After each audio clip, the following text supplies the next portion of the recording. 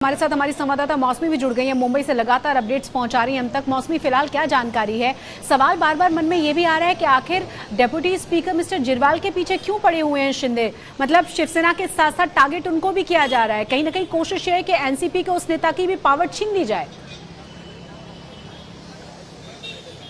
Deputy speaker के पीछे आखिर पड़ने की वजह आपको क्या लगती है? मामला बड़ा कानूनी हो चुका है और पेचीदा होता जा रहा है। जी, पेचीदा होता जा रहा है। और अभी हम लोग जहाँ खड़े हैं ये मंत्रालय है जहाँ पे कैबिनेट की बैठक खत्म हुई है। कैबिनेट में आदित्य ठाकरे खुद यहाँ पे थे, पर उद्धव ठाकरे ने वीडियो कॉन्फ्रेंसिंग के जरिए तमाम कैबिनेट के मंत्रियों को संबोधित किया और जो सरकारी अमला है उससे कामकाज का ब्यौरा लिया।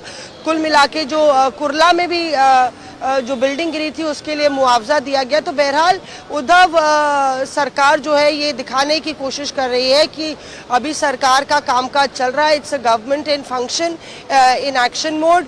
और उल्टा आपने देखा कि किस तरह से भाजपा ने इसको मुद्दा बनाया है कि लगातार फाइल पे फाइल क्लियर कर रही है उद्धव सरकार और शिकायत भी की है गवर्नर को। तो जो सवाल आप कर रही हैं दरअसल वो इसलिए महत्वपूर्ण हो जाता है क्योंकि मामला जो है आप कोर्ट में है और डेप्यूटी स्पीकर जो कि एक्टिंग स्पीकर है उनकी भूमिका बहुत इंपॉर्टेंट हो जाती है। अगर डेप्यूटी स्पीकर वो बहुत करीबी है शरद पवार के और एनसीपी के डेप्यूटी स्पीकर है तो जाहिर तौर पे जिस तरह से पहले भी डेप्यूटी स्पीकर या स्पीकर की भूमिका पे कई सवालिया निशान लगे हैं, तो ऐसे में भाजपा को भी लगता है कि पलड़ा जो है भारी हो जाएगा महाराष्ट्र विकास आघाड़ी का अगर डेप्यूटी स्पीकर की चली।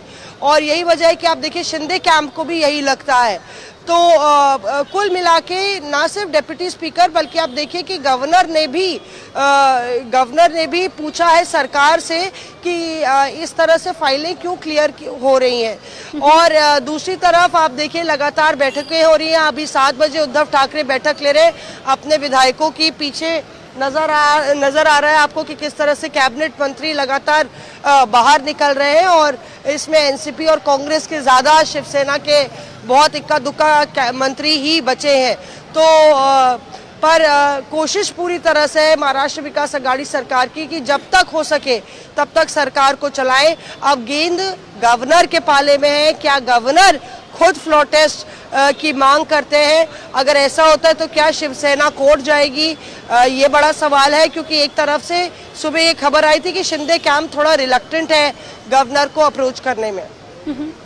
बिल्कुल, आप बनी रहे हमारे साथ। और कुल मिलाकर हम ये कह सकते हैं अशोक, आप सुन पा रहे हैं मुझे?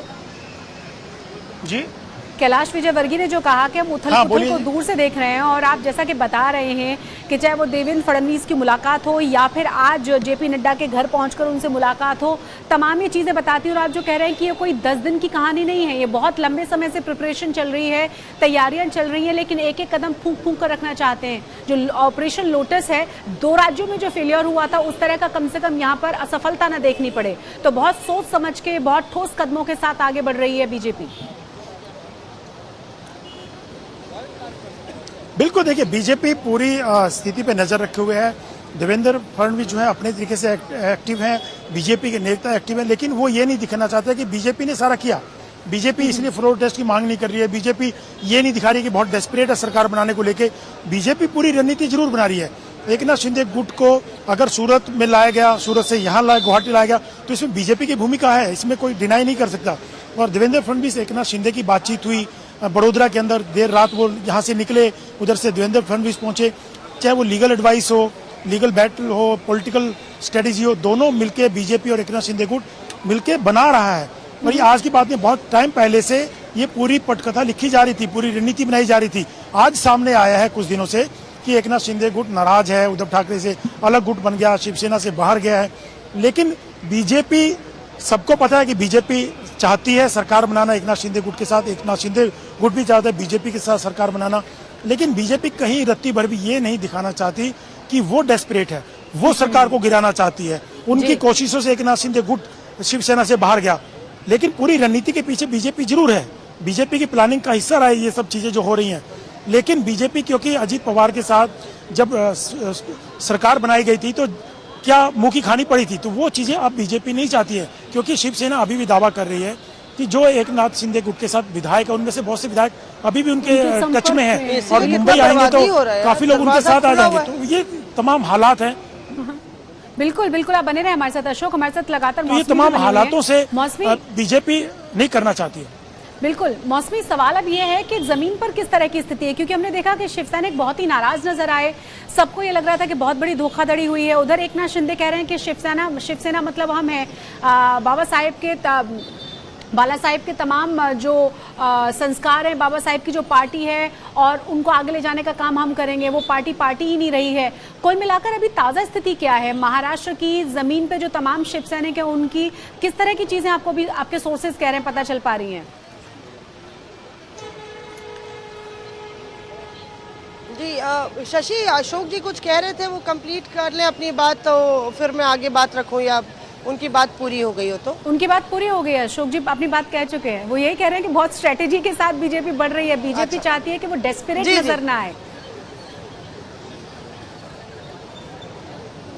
जी देखिए, जैसे पार्टी हाईकमांड होता है वैसे अशोक जी हमारे पत्रकारों में हाईकमांड है, तो उनके सामने बोलने की गुस्ताखी हम नहीं करेंगे, पर अगर उनकी बात कंप्लीट हो गई है तो मैं अपनी बात रखूंगी। देखिए, ये हकीकत है कि पहले विधायकों को लेके लड़ाई हुई और शायद ये जो सियासी गलियारों में ये चर्चा जोरों पर है कि उद्धव ठाकरे पहले से ही जानते थे कि उनके विधायक जा रहे हैं। कई एसएमएसेस हमने ऐसे देखे जिनमें ये इन्फॉर्मेशन थी। आप जान रहे हैं कि किस तरह से गृह मंत्री के रुख को लेके शरद पवार नाराज थे कि कैसे गृह मंत्री के नाक के नीचे से इतने विधायक उड़ के चले जाते हैं, कहीं उसमें मंत्री होते हैं और गृह मंत्री को इसकी खबर नहीं लगती। हालांकि ऐसी इंटेलिजेंस रिपोर्ट्स और कुछ जानकारी हमें बताया जा रहा थी, पर मामला इतना बिगड़ गया था और लगातार जिस तरह से 2.5 साल कंप्लीट हो गए, ये भी कहा गया कि 2.5 साल का फॉर्मूला था और 2.5 साल में शायद सत्ता परिवर्तन होना था। हालांकि